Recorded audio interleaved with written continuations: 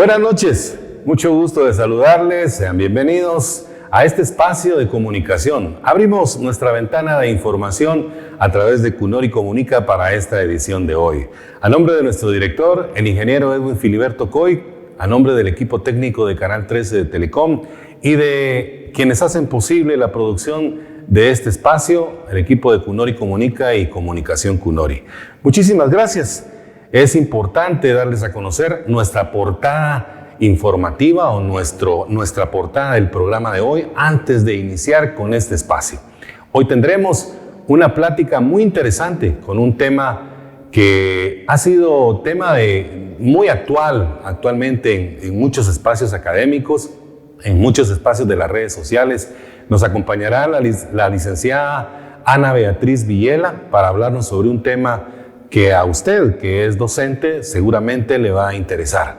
Pues hoy tal vez no solo implica a todos aquellos docentes, sino también a todos aquellos que de alguna manera han estado trabajando desde casa, haciendo teletrabajo y que han sido de alguna manera afectados por este síndrome del burnout. O sea, el síndrome del cansancio y el estrés emocional. Aplica, como ya dije, en varios campos. Así que quédese con nosotros que seguramente ese tema le va a interesar. Y además, hoy tendremos nuestro segmento cultural gracias a nuestro compañero Víctor Hugo Lobo Mendoza, quien trae para todos ustedes una reseña histórica siempre en cada emisión. Así que quédense con nosotros por los siguientes 60 minutos. Esto es Cunori Comunica. Somos parte de la Universidad del Pueblo. Es por eso que Cunori comunica el desarrollo de la academia en nuestra región.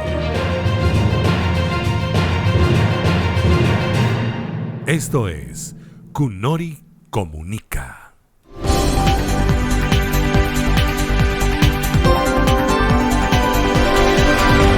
Muchas gracias a Cunori Comunica y al cable de Telecom por el espacio. En esta oportunidad estamos representando a la carrera de Pedagogía y principalmente vamos a conversar con una docente de la carrera sobre un tema muy interesante que todos los docentes a nivel superior están padeciendo o muchas veces quizás no nos damos cuenta. Y pues la docente que está acá a mi lado, ella tiene una licenciatura en Pedagogía y Ciencias de la Educación, también una licenciatura en Psicología Clínica y es magíster en Psicología Clínica y Salud. El día de hoy vamos a conversar un tema muy interesante y que muchas veces en las mil ocupaciones que tenemos nos descuidamos de esto. Entonces el día de hoy hablaremos sobre el síndrome de burnout en los docentes a nivel superior. Bienvenida, licenciada Ana Beatriz Villela. Gracias, Jocelyn. Gracias, Cunori Comunica, por esta oportunidad de poder hablar de un tema tan importante y que la pandemia ha venido a agudizar, como es el tema del burnout o burnout, como dicen algunas personas, ¿verdad? Pero que traducido a la lengua castellana lo que significa es el síndrome del quemado.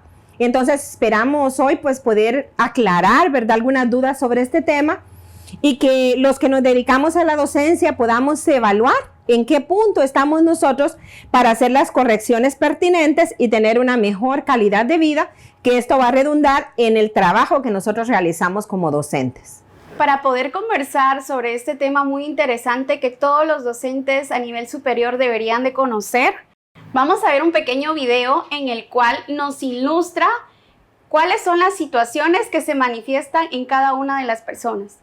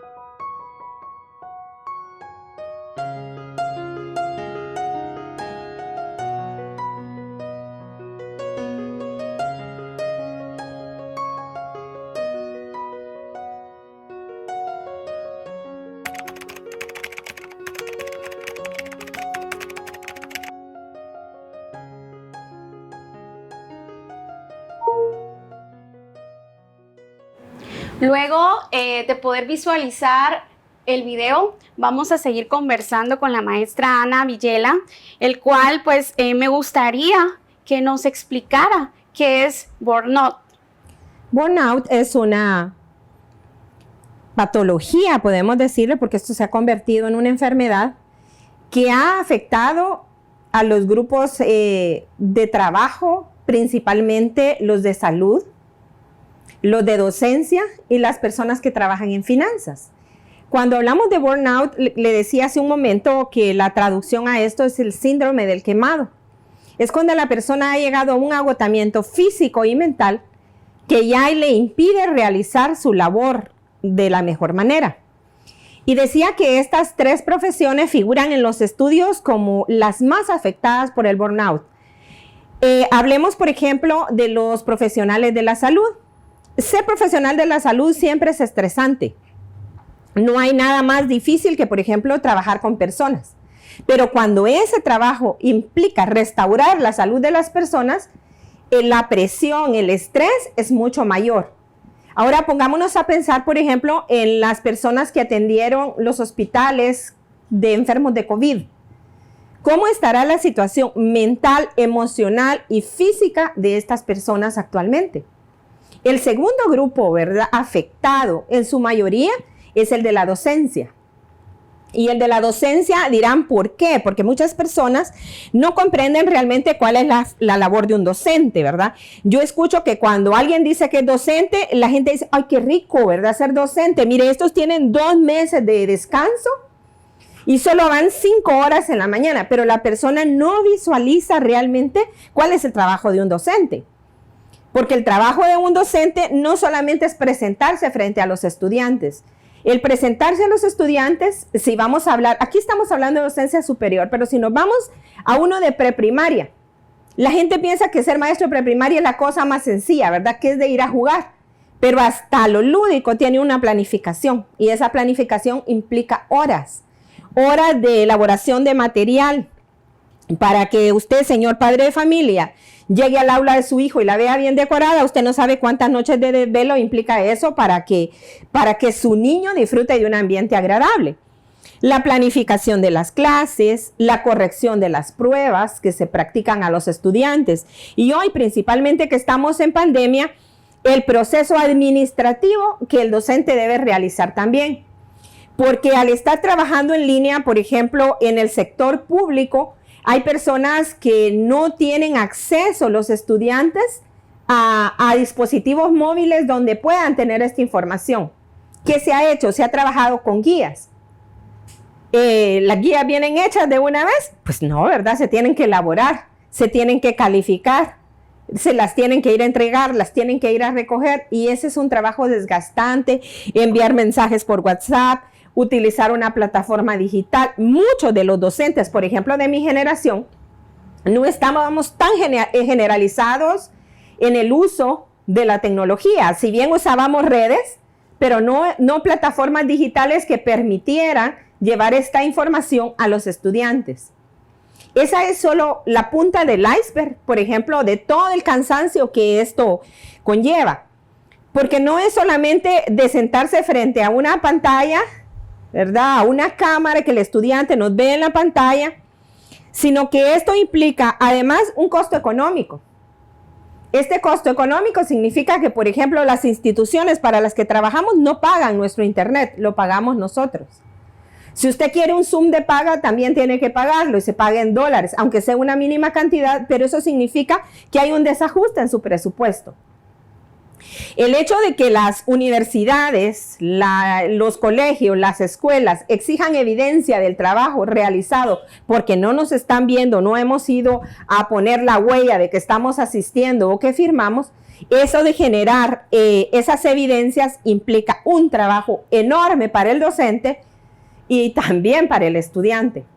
O sea, el desgaste viene siendo en ambos lados. Porque un estudiante, por ejemplo, que tiene que sentarse a la computadora o en su dispositivo móvil, también implica eso, un costo económico y un costo de tiempo mayor que el que invertía para ir a la universidad, por ejemplo, y sentarse y tener un momento de receso cuando a veces, ¿verdad? Que cuando se está en línea usted no tiene ni el espacio de poder ponerse de pie y estirar las piernas. Entonces, eso, más las exigencias del sistema educativo, la competencia laboral que nosotros tenemos, que pretendemos que nuestros estudiantes adquieran, y es una carga bastante pesada de llegar. Y eso que estamos hablando solo en el área del trabajo, pero hay un área que nosotros no podemos desprender, y es que tanto docentes como estudiantes también somos personas individuales, también tenemos familia, también tenemos hijos, también tenemos otras obligaciones que, como ustedes sabrán, ¿verdad? Ser maestro en nuestros países de Latinoamérica no es una paga enorme, ¿verdad? Por lo tanto, no se puede subsistir únicamente con un empleo. Entonces, algunas personas realizan otros empleos al mismo tiempo y el trabajo se multiplica. Si estuviéramos hablando específicamente de un trabajo presencial, también la situación interpersonal, laboral con los otros miembros del grupo, también causa un estrés laboral. La presión de un jefe exigente también es otra presión añadida, ¿verdad?, a este trabajo que realizamos. Y entonces el burnout, entre digamos, como la ausencia de la armonía con las condiciones de trabajo, la actividad laboral pudiera tener un impacto negativo en la salud. Cuando hablamos de la salud no es la ausencia de la enfermedad, ¿verdad?, sino que la salud es algo que implica mucho más. Implica un sentimiento de bienestar, de que yo como persona me sienta bien ante lo que hago. Y muchas veces, aunque a mí no me esté dando gripe, yo no me siento bien con el trabajo, no me siento a gusto, me siento sofocada, inundada, ¿verdad?, de trabajo, y esas obligaciones ya van a presentar otros cambios a nivel físico, a nivel emocional, a nivel interrelacional, ¿verdad?, cómo me relaciono yo con las demás personas, lo que va a derivar en la productividad en mi trabajo, que esa productividad no sea la que se espera. Muchas gracias, maestra. Y usted nos hacía mención de varios factores que nos afectan, y no solo a los docentes, sino que como personas, ¿verdad?, como seres humanos. Pero me gustaría también conocer cómo los docentes a nivel superior se deberían de preocupar, ¿verdad?, o cómo en este caso debería de preocuparnos este tema, en el cual conozco de muchos profesionales docentes universitarios de que trabajan de lunes a viernes, tienen una familia, tienen hasta 2 y 3 trabajos entre semana. Entonces, ¿cómo, verdad?, cómo el poder tal vez tener organizado? Y muchas veces creo que tenemos estos síntomas y no nos damos cuenta. Muy bien, lo primero es identificar los síntomas, porque que tenemos una carga de trabajo, pues eso ya lo tenemos identificado, ¿verdad? Ya uno sabe cuántas horas al día le va a dedicar a esto, ¿verdad? Y realmente esas horas, aunque lo tengamos identificado, nunca son las que nosotros pensamos.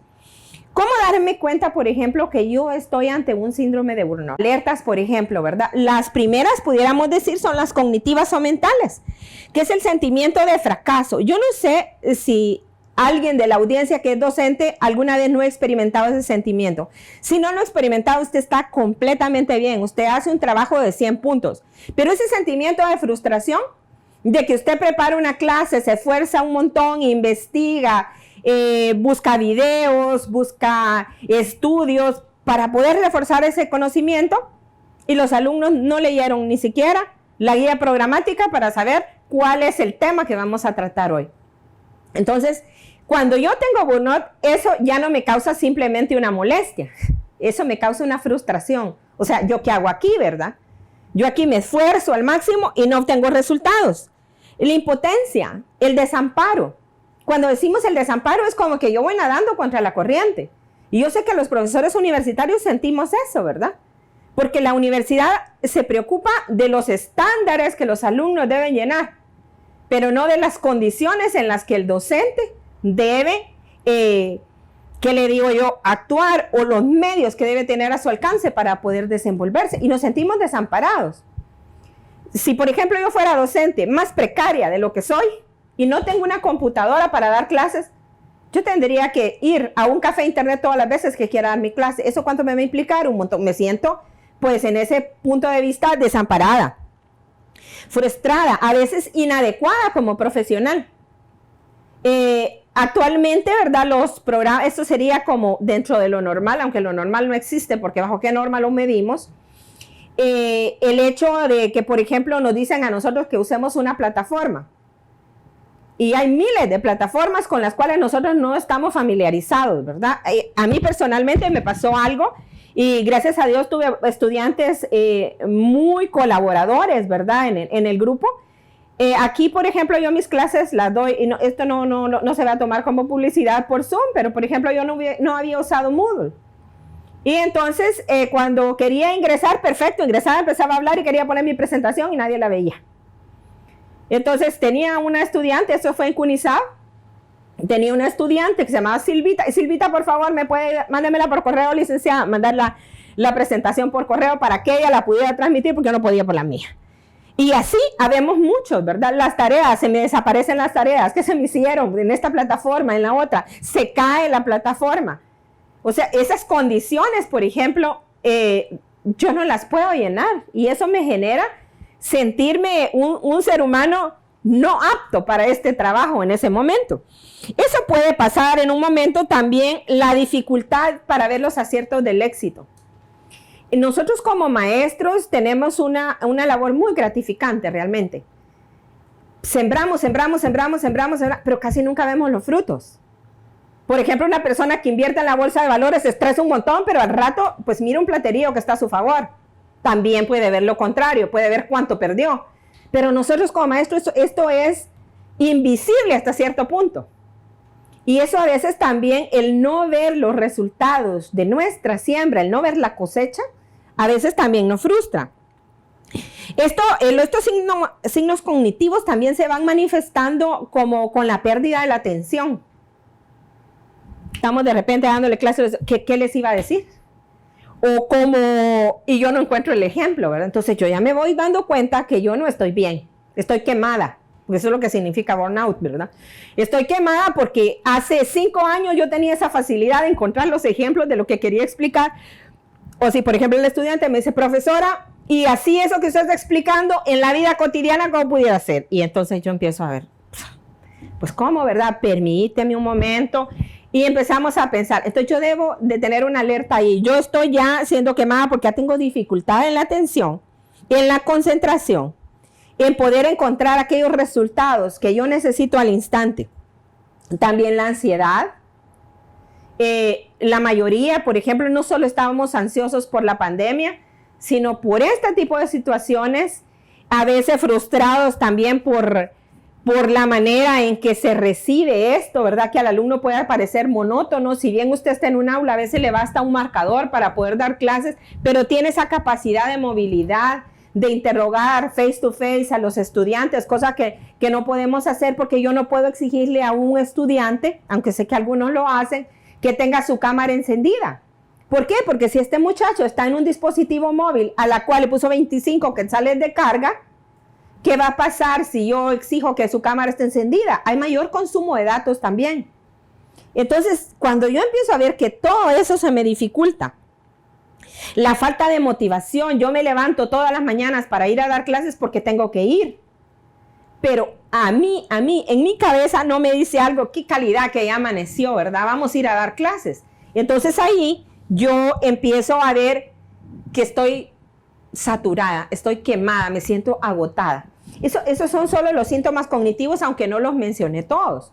Pero también tenemos los síntomas fisiológicos. Cuando mi cuerpo ya no empieza a funcionar bien gracias a este agotamiento mental. Entre ellos, ¿verdad? Pudiéramos ver, por ejemplo, que yo empiezo a sentir lumbalgias, o sea, me duele esta parte de la espalda. El sistema musculoesquelético se encuentra tan estresado que yo hago así, se puede oír el crujir de mi cuello, problemas estomacales, ¿qué le digo? Dolores de cabeza. Hay tantas situaciones, incluso, ¿verdad? Alteraciones gastrointestinales, taquicardias y todo ese tipo de situaciones que yo considero que me las genera mi ambiente laboral o mi trabajo que ya me está consumiendo. Hay otras alertas, por ejemplo, comportamentales. El comportamiento también se ve afectado, digamos, en el aspecto de nuestras reacciones ante las personas. Espero que lo que voy a citar ahorita no se vea, ¿verdad?, como una crítica, ¿verdad? Pero es la visión que tenemos desde otro punto de vista, desde los zapatos de esta persona. Se ha vuelto viral, por ejemplo, un video de un profesor que se enoja porque lo saluda. Pero si nosotros somos más objetivos a esto, vamos a ver que no solo es porque lo saludan, ¿verdad? Es que la persona ha iniciado su clase y a lo mejor se le interrumpe y esta persona ya está estresada. No sabemos cuántas clases más ha tenido antes de esta. No sabemos, por ejemplo, el esfuerzo que esta persona está teniendo tal vez físicamente. Entonces, hay muchas áreas de donde podemos partir. Algunos dicen que el profesor es bravo, o sea, ya ni es enojón, es bravo el profesor, ¿verdad? No se le puede, pero no estamos viendo también que esta es una persona humana que se cansa, que está saturado y que a lo mejor tiene 35, 40 años de estar haciendo la misma tarea y es tan fácil para la persona que no está en los zapatos de él decir, ay, pues si ya no quiere trabajar, que renuncie. ¿Y de dónde vive esta persona? En el sistema en que nosotros vivimos, si usted se jubila, por ejemplo, también van a pasar a veces hasta 1 o 2 años a le empiecen a pagar su jubilación. Y eso no lo piensan las personas, ¿verdad? No piensan que ese es su medio de vida y que esa persona es un ser humano y también está cansado. Es fácil decir que se vaya, que renuncie si no le gusta. Vamos a una oficina pública donde un empleado atiende gente, ¿verdad? A veces yo veo memes sobre ciertas instituciones donde la gente atiende mal, pero no están viendo las condiciones de trabajo en las que estas personas están también.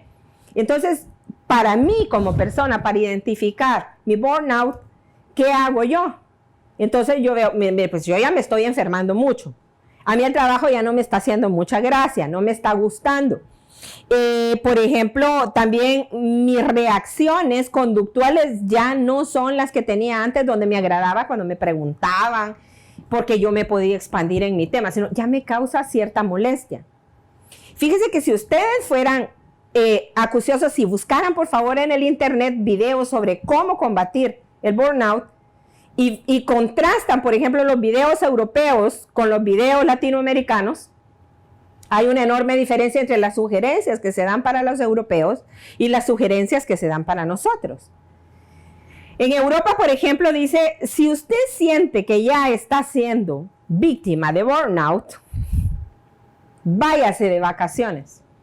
¿Cómo hacemos nosotros en Guatemala para irnos de vacaciones? Yo no puedo decir, miren, jóvenes estudiantes, a partir del 6 de abril al 6 de septiembre no voy a venir. ¿Cómo? No se puede, no se puede. No es, váyase de vacaciones, ¿verdad? No es algo tan sencillo.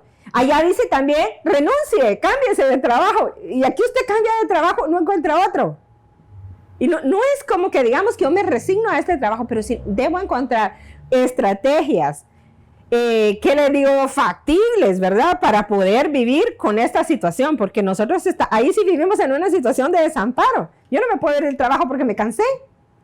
Ni puedo decirle a mi jefe, por favor, voy a hacer un paro de tantos días, ¿verdad? Mientras me repongo para seguir. ¿Cuál creen usted que sería la respuesta? Usted que ha vivido en este medio también. Mire, pues si ya no quiere trabajar, renuncie, ¿verdad? Y renuncio, yo renuncio, ¿para dónde voy aquí? Las vacaciones, es cierto, son pagadas, pero eso es en el momento que la institución las establece, no cuando yo las quiero, porque hay un ciclo.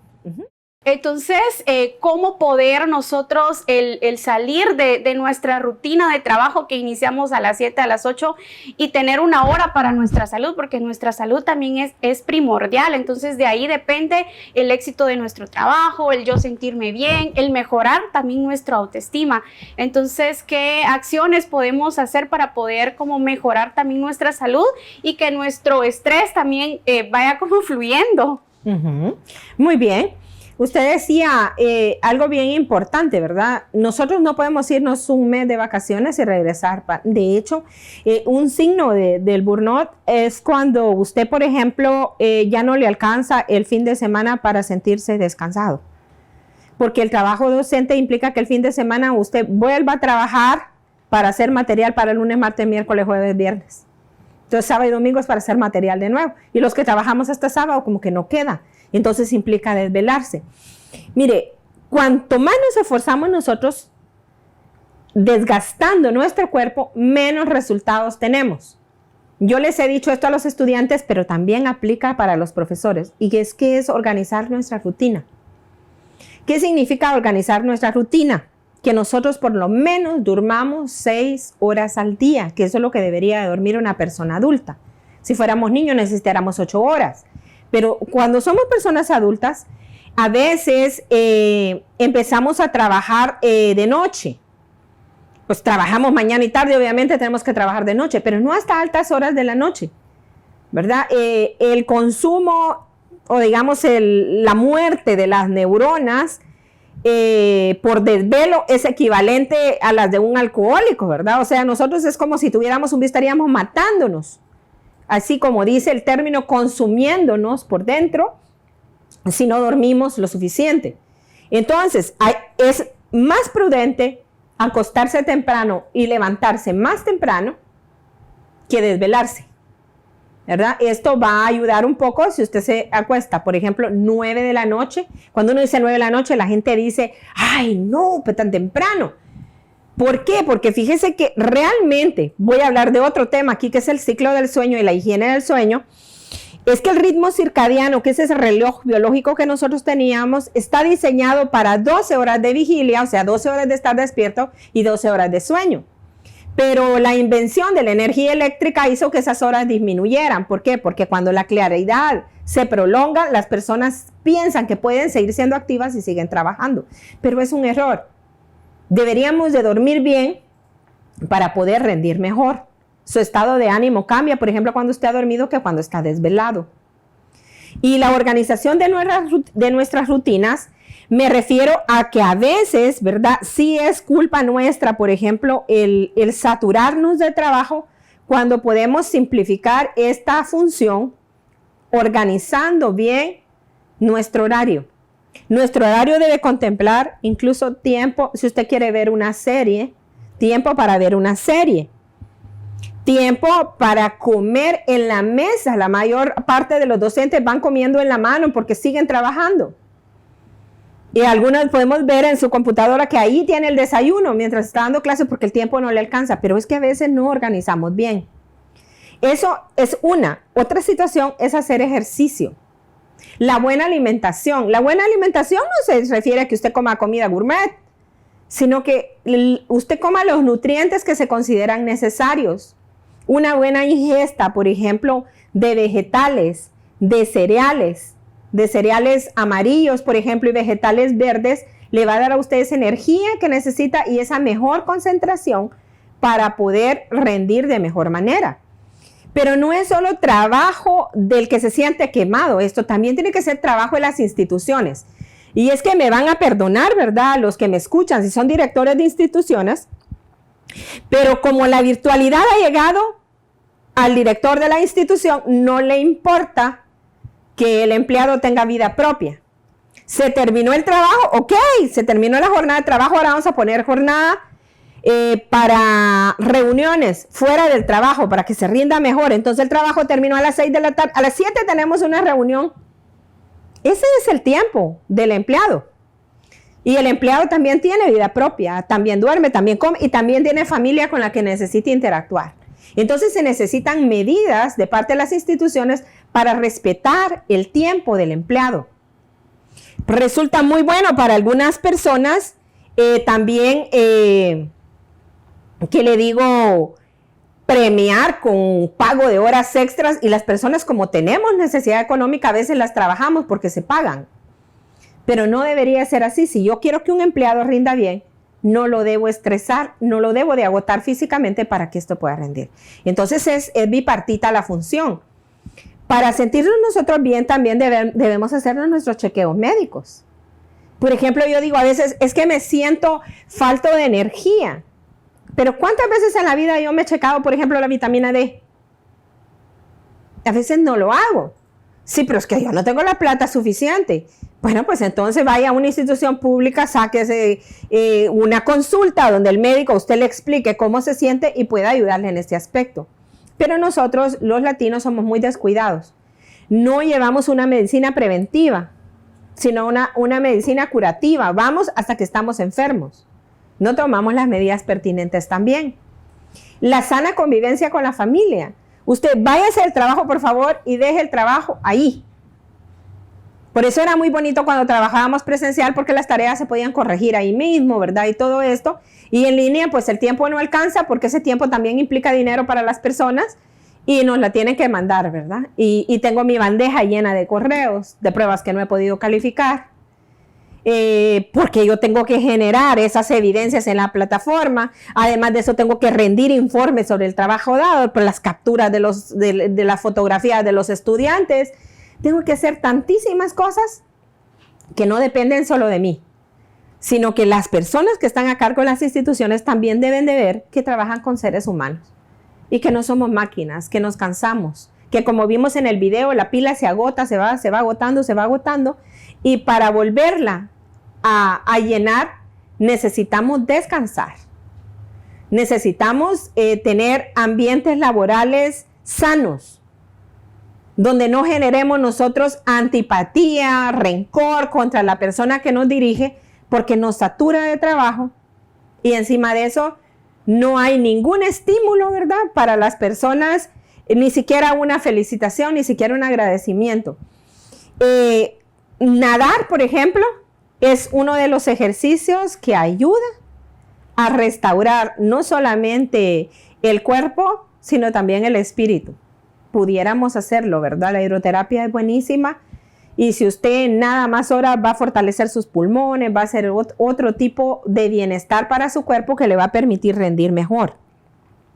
Serían así unas pinceladas porque el tiempo que tenemos en televisión no es mucho, pero algo podemos hacer. Yo pienso que con organizarnos y con que las autoridades tomen en cuenta que somos seres humanos y que también tenemos derecho a nuestro tiempo propio, también es importante.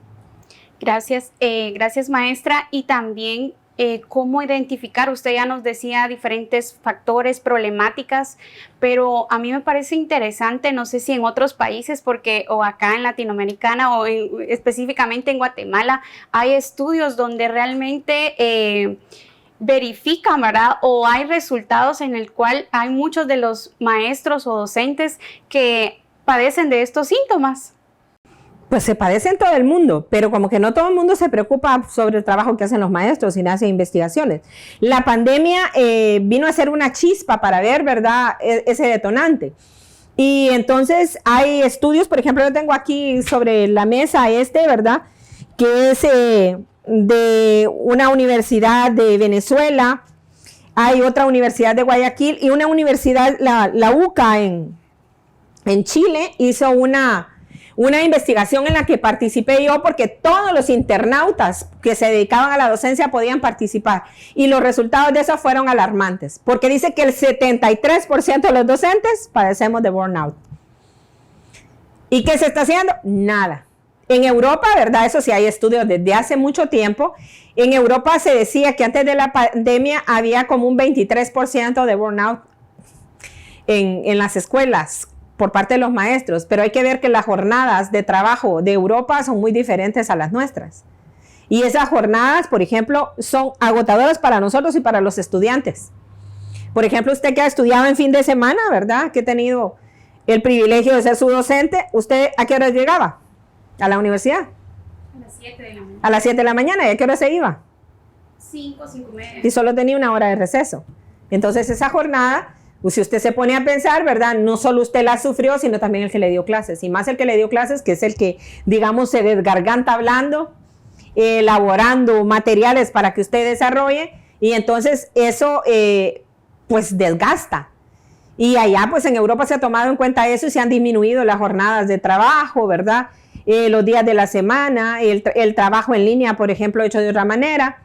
Pero acá nosotros esto nos agarró así de golpe. Y no nos dimos cuenta. El año pasado con los estudiantes de primer año de medicina hicimos una investigación sobre burnout en profesores de pedagogía, pero los resultados que obtuvimos no fueron satisfactorios. Y no fueron satisfactorios no por el resultado, sino porque no participaron todos los docentes. O sea, tuvimos una respuesta de 13 docentes cuando realmente somos casi 50, ¿verdad? Entonces, esos no podían ser resultados significativos que pudiéramos lanzar al aire, pero si hay un intento y hay como una pizca de conocimiento que esto nos da, ¿verdad? Que no estamos bien en este aspecto. Vamos a tratar de repetir con otras carreras esta prueba este año para ver cómo está el burnout en los profesores de CUNORI, ¿verdad? Y ver hasta qué punto esto nos está consumiendo para que tanto las autoridades del centro como nosotros empecemos a tomar medidas. Nosotros queremos productos, queremos resultados, pero usted ve que, por ejemplo, si yo tengo una máquina de hacer calcetas y las calcetas de repente empiezan a salir agujereadas o anchas o más estrechas, si no dan la misma medida, yo debo revisar la máquina. ¿Qué está haciendo esa máquina? Que la calceta no sale bien. Entonces, si los resultados que nosotros queremos de los estudiantes también, tenemos que ver los profesores. Y no necesariamente la preparación académica, sino cómo este profesor se siente. Y eso es lo que en la mayoría de los casos no se toma en cuenta, ¿verdad? Continuando, maestra, ¿usted nos podría mencionar algunas fases que podamos encontrar en este síntoma de burnout que podemos tener como seres humanos o también como docentes? Es importante eso para saber uno en qué fase se ubica. Cuando somos trabajadores nuevos, cuando tenemos nuestro primer empleo, nosotros lo damos todo. Nosotros, yo me sorprendo cuando la gente dice es que el trabajo del maestro es 24/7. Perfecto, debe ser 24/7. Pero póngase a pensar cuánto tiempo va a aguantar con 24/7, ¿verdad? Cuando usted inicia, a lo mejor es soltero, pero ya cuando tiene hijos también necesitan tiempo para estar en familia.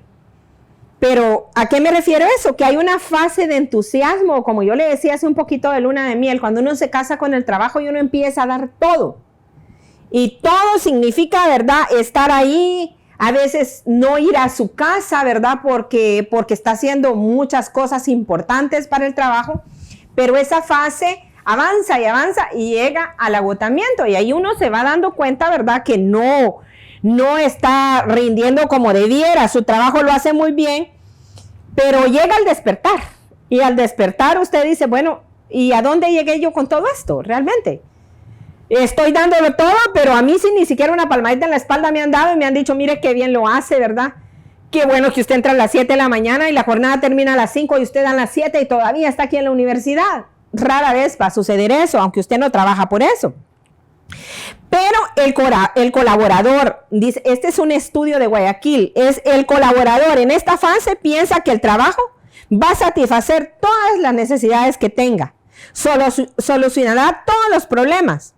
Es como la mayor ilusión y lo único en lo que piensa, y está enamorado del trabajo, le apasiona, hasta que como en cualquier romance, Usted ve, por ejemplo, que cuando uno está en un noviazgo todo es bonito, ¿verdad? Pero luego se casa y esta persona cuando tenían un romance se abrazaban, se besaban, conversaban, pero se iba a dormir a su casa y usted se iba a la suya, no tenían nada que hacer.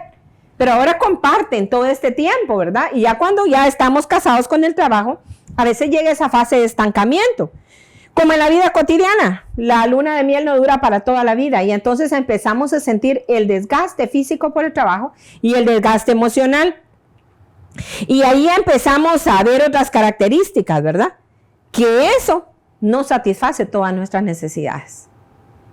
Gracias, maestra. Y me parece interesante y me nace esa curiosidad.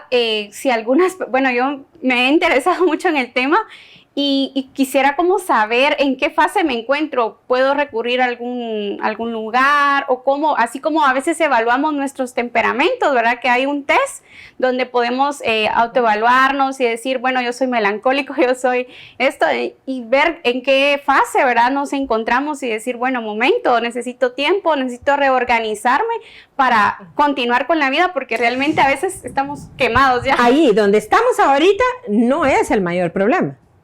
Hay una fase de tueste, se llama, ¿verdad? Donde llegamos a tostarnos. Y ahí, ¿qué es lo que pasa en esa fase? En esa fase ya reconocemos la frustración, ¿verdad? Entonces ahí puede ver usted que todo lo que hace no rinde frutos. Y entonces usted empieza a preguntar, ¿soy yo el problema? ¿Yo no trabajo bien? ¿O estos patojos no quieren nada? Porque como docentes nos preguntamos eso, ¿verdad? O sea, el entusiasmo ya cambia por una pérdida de energía. Y ya usted pasaba parada todo el periodo, pero ya después ya se sienta porque ya se cansó. Ahí puede evidenciar usted que ya está en una fase de tostamiento, ¿verdad? Y si ya estoy tostada, ¿qué es lo que pasa después? ¿Qué viene después de tostado, por ejemplo? Quemado, ¿verdad? Entonces, después de esa fase de frustración, nosotros ya empezamos a evidenciar que un poquito más y yo ya no quiero nada. Y va a llegar el día que yo digo, pues ya no, ¿verdad? Yo me maté, ya esto es suficiente. Necesito cambiar de trabajo. El problema, ¿sabe cuál es? Los años que usted lleva. Aquí en Guatemala, con 50 años usted no consigue trabajo en cualquier lado, ¿verdad? Y entonces viene y entra en una fase de indefensión. Ay, yo me tengo que quedar aquí porque ya no. Y ya sus frutos no son buenos. Ya si yo llego y me duermo en una clase, porque pasa, lo he visto, significa que yo, además de agotar, ya estoy aburrida de este trabajo. Y entonces, usted me decía algo bien importante, ¿a dónde debo acudir? Pues si el agotamiento, usted observa que es mayormente físico, usted debe ir al médico, porque su salud es importante. En primera instancia, ¿verdad? Yo debería acudir a mi jefe y decirle, mira, pues esta rutina que llevamos, necesitamos también, se habla, por ejemplo, de la pedagogía del ocio, y necesitamos distraernos. ¿Y cómo nos distraemos dejando de trabajar? No necesariamente, pero tenemos que tener espacios para nosotros.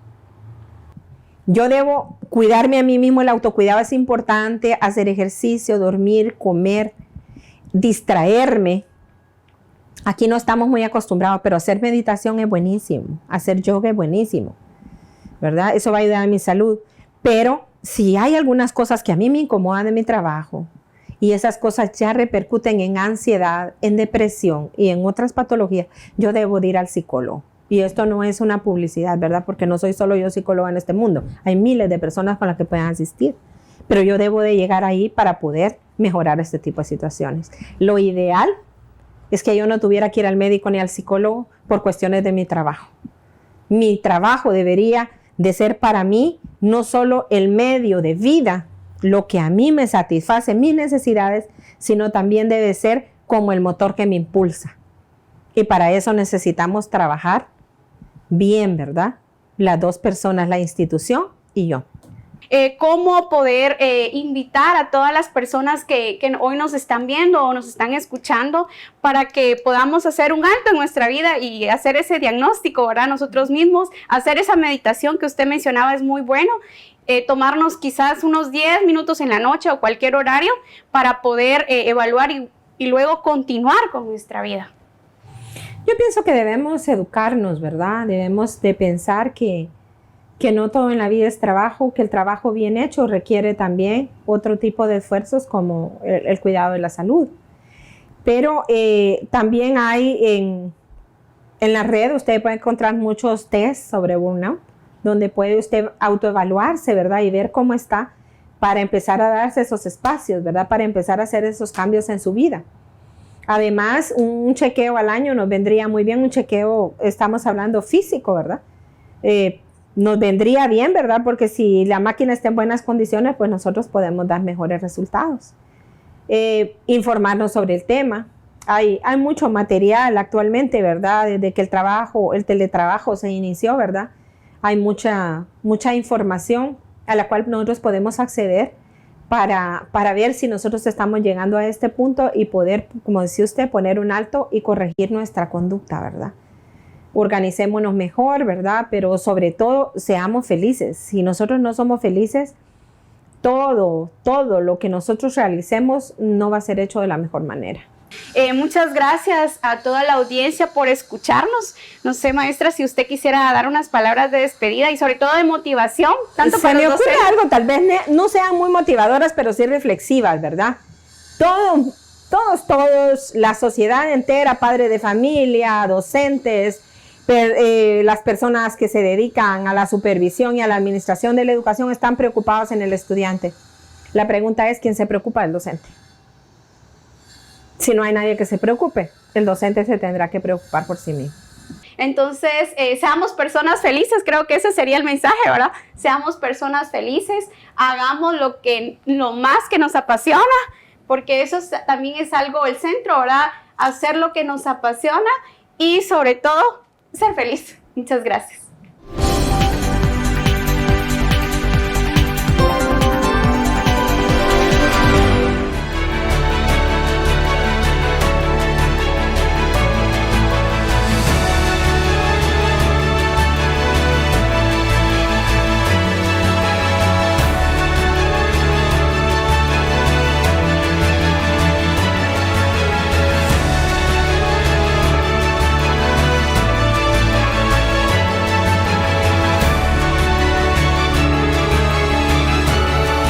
Estos primeros programas estamos hablando de los orígenes, incluso hablamos del origen de los continentes, del nacimiento de América. Pues ahora vamos a hablar de los primeros pobladores de Chiquimula, del área. Digámosle así, incluso lo primero que hubo en esta población. La vez pasada estuvimos hablando de que Centroamérica no existía. Cuando Pangea se dispersa, se fragmenta los continentes, se forma el continente, la parte de Norteamérica y la parte de Sudamérica. Centroamérica no existía y se fue formando, como podemos ver en las imágenes, con el trabajo de los volcanes. Por eso es de que encontramos aquí evidencias de que Centroamérica estuvo en un tiempo sumergida en el océano. Por eso encontramos en un lugar como Olopa, a 1325 metros sobre el nivel del mar, moluscos, amonites de 60 millones de años. Ahí están. Me decían de que hay una quebrada donde puede encontrar uno muchos fósiles. Y podemos ver que del lado izquierdo encontramos un molusco, el antepasado del caracol, y del lado derecho uno que se baja del internet. Coinciden perfectamente. Hay caracoles, hay muchas piezas, muchos fósiles. A 1325 metros sobre el nivel del mar, en un municipio que se llama Olopa. Cosas, ¿verdad?, que van coincidiendo con las teorías. Incluso todavía hay una parte de Centroamérica que no está con el suelo firme. Se llama el Tapón de Darién, entre Panamá y Colombia. Es un área muy fangosa y pues así se ve, como estamos viendo en la imagen, ¿verdad? Son áreas muy húmedas, con mucha humedad. Eso es lo que nos hace pensar es de que es la única razón, la única respuesta que podemos tener de cómo fue emergiendo, ¿verdad?, Centroamérica con el trabajo de los volcanes, el trabajo volcánico. Dijimos también la vez pasada que los volcanes no solamente son no solamente dan erupciones, pues, sino que generan suelos, enriquecen los suelos de muchos minerales. Los cafetaleros lo saben, por eso lo usan de logotipo para vender su café. Bueno, del año 20.000 al 12.000 hubo también megaterios, ¿verdad? Animales de mucho peso, 20 toneladas. Aquí, este corredor, este río San José, este hermoso río fértil llamado San José, fue una de las rutas que usaban estos megaterios, estos mamíferos enormes de 20 toneladas, similares a lo que hoy conocemos como los elefantes, ¿verdad? Recorrieron todos esos ríos con una inclinación muy, muy baja, ¿verdad? De poca precipitación, de poco desnivel. Entonces generaba y genera mucha flora, ¿verdad? Muchas plantas, mantiene vegetación, mantiene agua. Y este fue una de las rutas de estos animales de gran tamaño y de gran peso. También el Río Grande de Zacapa. Por eso tenemos ahí un museo. Creo que son 2 museos a nivel nacional del periodo del Paleoindio o el periodo, digámosle así, antes de extinguirse estos animales de gran tamaño y con la presencia del ser humano. Entonces vemos de que estas rutas, ¿verdad? Estos lugares fueron rutas de estos animales que consumían grandes cantidades de vegetales. También hubo caballos. Miren, cuando viene la conquista, cuando viene España, trae caballos. El caballo se usaba para las conquistas, para el trabajo, para trasladarse. Pero hubieron caballos aquí que se extinguieron hace 9.000 años. Se cree que pudo haberse extinguido por alguna variación del clima o porque el ser humano, que en ese momento habitaba América, no sabía que podía adiestrarse, sino que solamente lo veía como un animal, como un objeto de proteína, de comida. La prehistoria también es historia. Podemos encontrar en el internet, está abierto en la asociación Tikal, así se llama una página de solo resultados de trabajos arqueológicos que hay, del Rosario Aipala, Chiquimula. Es un estudio muy bonito que lo hizo Eric Castilla. También está el tema de las pinturas rupestres en el Peñasco Los Migueles y un estudio de las pinturas rupestres en Chiquimula. Hablamos esto porque ya el hecho que hayan pinturas rupestres ya es evidencia de que hay presencia humana. No lo han podido fechar, pero se ha pensado en comparación a los demás sitios que hay en Guatemala, que podrían tener un promedio de 4.000 años. Los megaterios se extinguieron aproximadamente hace 10.000 años. Hace 10.000 años. Los humanos sí consumieron megaterios, consumieron mamuts, perezosos, gigantes, consumieron mastodontes, ¿verdad? Y eso es lo bonito que hay en el Rosario Aipala. Con solo que se escriba Rosario Aipala Chiquimula, sale en el internet, en la asociación Tikal, el documento donde está evidenciado el trabajo que han hecho, ¿verdad? Encontraron restos de un perezoso gigante, encontraron restos de un mastodonte, también de un venado, y encontraron muchas piedras lascas de obsidiana. La obsidiana ya la hemos mencionado, es una piedra volcánica, que genera mucho filo, y esta fue importantísima en todo el periodo prehispánico. 3.000 años de estar utilizando este tipo de mineral. Servía para cortar, servía para utensilios de la casa, servía para defensa también. También tenía usos rituales, ¿verdad? Para sacrificios. Pero la obsidiana, y se encuentra, hay un cerro Ixtepeque, donde esta piedra pues es bien común en esta área del oriente. Y eso fue lo que se encontró cerca de donde estaban los materiales que se encontraron de los restos de los fósiles que encontraron.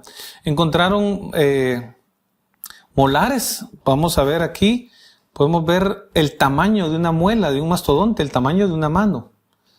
Es una muela. Una de las muelas que se encontraron en Ipala se encuentra en el Museo de Estanzuela, ¿verdad? También se encontraron restos de mastodonte cerca del puente San José. Encontraron en 2 áreas distintas. Esas no están, en esa época no se registraban. Encontraron también en San José la Arada todavía los mástiles, las defensas de los mastodontes que generalmente se miran ahora en los elefantes. Esas defensas están guardadas en la Municipalidad de San José la Arada. Si se dan cuenta, es la ruta del río San José.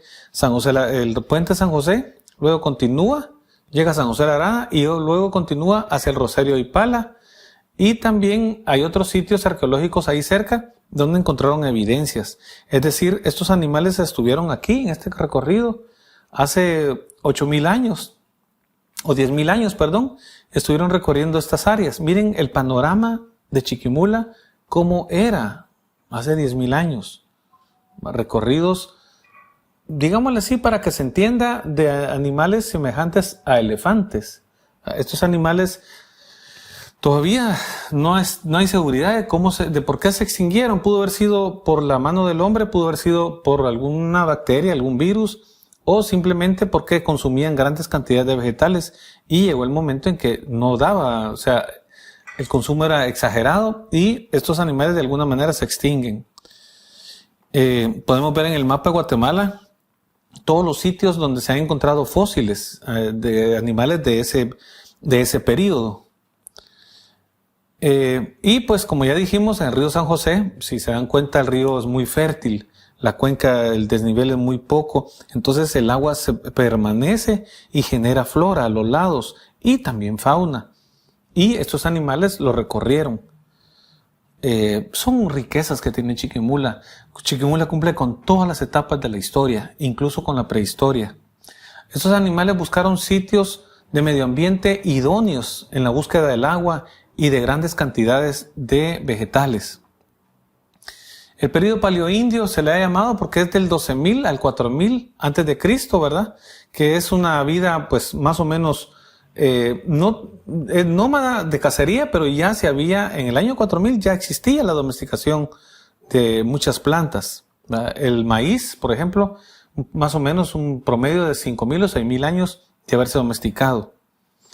Sin embargo, siempre seguían ellos buscando la proteína, siempre seguían buscando los animales de gran tamaño porque les servía la carne y muchas veces también les servía las pieles. La sal siempre ha estado, permanece en todas las culturas, en todas las épocas. La sal es uno de los minerales que consumimos, al igual que la cal, en las tortillas. Importantísimo. Las primeras evidencias de población en Chiquimula también hay. De los 11 municipios, Chiquimula tiene 5 que tienen pinturas rupestres, evidencias muy antiguas, las más antiguas que hay de evidencia de población, de presencia humana.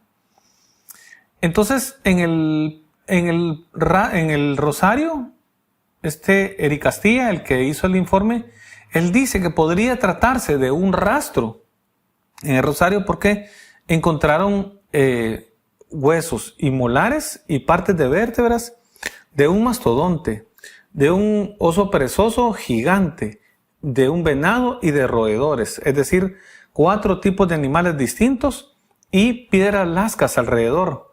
Es decir, las piedras lascas se usaba como para destazarlo.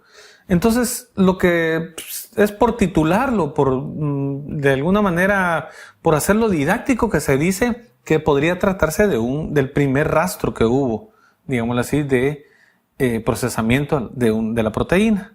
Tenía que hacerse organizado. Imagínense el tamaño, un elefante no podía ser cazado solo por una persona. Tenían que ser varios, organizarse.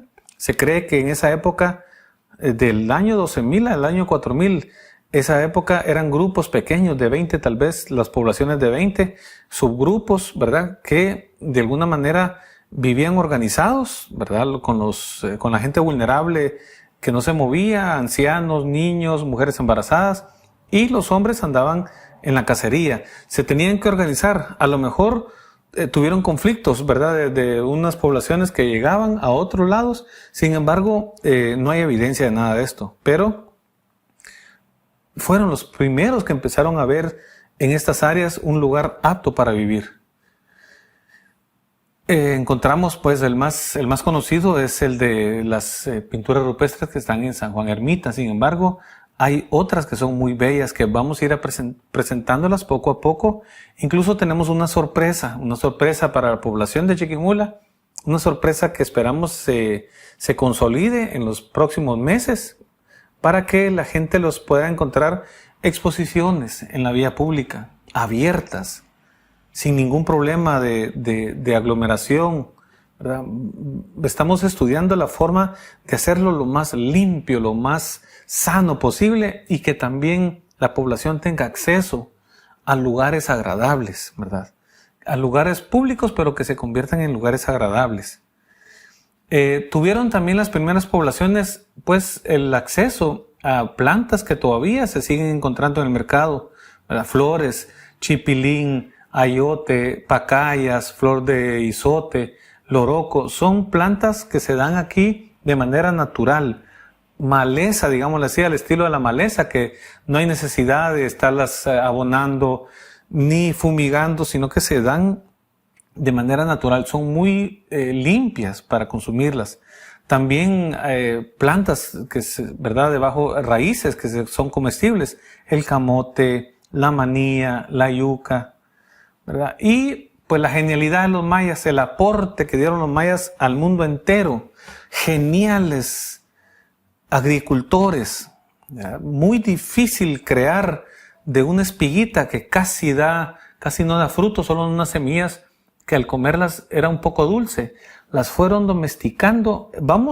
A partir de junio vamos a ir invitando a algunos docentes de las carreras de zootecnia, de las carreras de agronomía, porque este proceso de domesticación continúa. Es una belleza darse cuenta de la riqueza que tenemos. Nuestras comidas en Chiquimula encierran mucha historia. El tema del maíz lo vamos a tocar, el tema del frijol domesticado por las mujeres. En laboratorios de hace 5,000 años. ¿Cómo eran esos laboratorios? Pues ollas de barro, ¿verdad? Son genialidades con lo que se tenía. No se tenía nada asegurado el día de mañana. Todo era el presente día, y así fue desarrollándose esta población. Es decir, fueron en condiciones más adversas de las que tenemos. Tenemos que ser una ciudad, una población sana. Tenemos que comer sano, tenemos que hacer ejercicio, ¿verdad? Eso generalmente la academia muchas veces no se dedica a eso. No se dedica pues a promover la salud en ese sentido del ejercicio. Las iglesias tampoco. Pero por lo que la historia nos dice, se debe de comer sano, se debe de hacer ejercicio, se debe de mantener la mente ocupada, leer, distraerse, ¿verdad?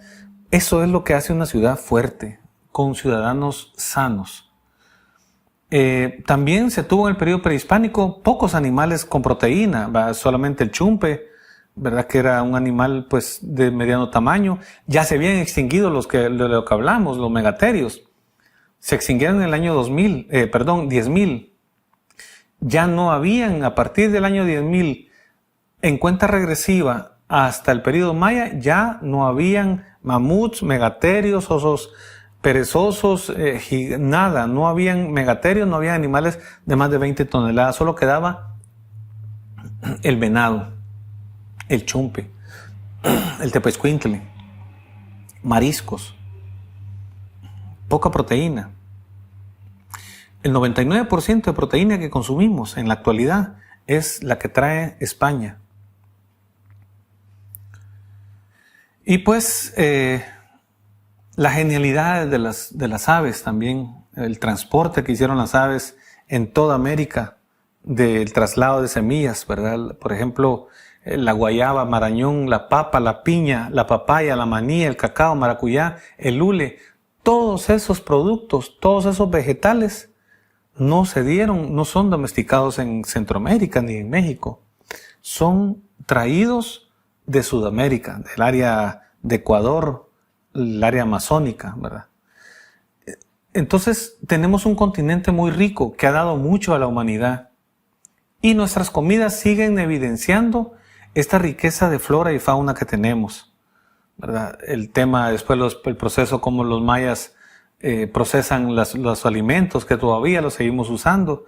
Y Centroamérica, que fue un área donde se cree que donde hubo la mayor concentración de población después de la migración del Estrecho de Bering, que eso lo vamos a ver en otros programas. Pero lo que queríamos era pues compartir ahora las evidencias que hay de las primeras pobladores que hubieron en el área. Y después vamos a tocar el periodo prehispánico. Copán como ciudad-estado, como capital de todo el oriente, ¿verdad? Esto es lo que tenemos para hoy.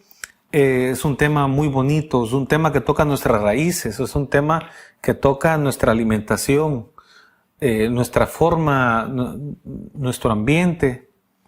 ¿Por qué tenemos evidencias de hace 60 millones de años, como los moluscos que vimos que hay en Olopa? ¿Por qué tenemos evidencias de hace 10.000 años, ¿verdad? Como los que hay en el Rosario y Pala, en San José de la Arada? ¿Por qué tenemos un museo en Estanzuela? Todos estos tenemos evidencia y Chiquimula tiene historia, porque es la maestra eterna, la cuna de la cultura. Muchas gracias.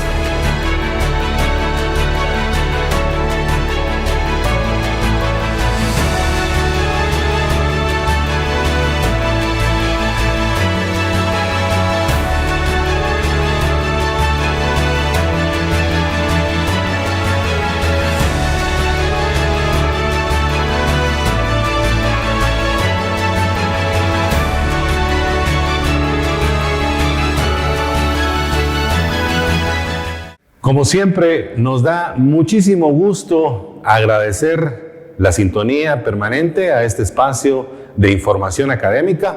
Muchísimas gracias por los 60 minutos que nos han acompañado para poder informarle. A nombre de todo el equipo, queremos dejarle la carta de invitación para la próxima semana, el próximo programa de Cunori Comunica, siempre a través de Canal 13 de Telecom.